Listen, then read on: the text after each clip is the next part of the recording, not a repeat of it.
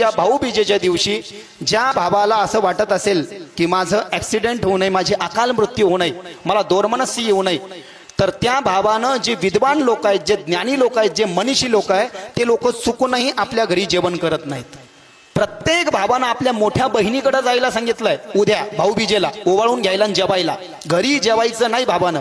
लहान बहीण असली तर तिच्याकडे जायचं आणि तिला म्हणायचं, ताई मी आलोय, तुम्हाला ऑक्सवण कर, माझ्यासाठी स्वयंपाक तयार कर. मोठी बहीण असेल तर तिला पाया पडायचं की दरवर्षीप्रमाणे त्या बहिणीला ॲज पर आवर ॲबिलिटी तिला वस्त्र, ओंटी, दागिने, दक्षिणा, सोळी बांगडी जे काही शक्य असेल तो भाऊबीज बहिणीच्या उपकारातनं उत्तीर्ण होण्याचा तो दिवस आहे. यमुना नदी जी आहे वृंदावनची, ती यमुना नदी भगवान श्रीकृष्णाची ही भगवान यमाची सख्खी बहीण आहे बरं का.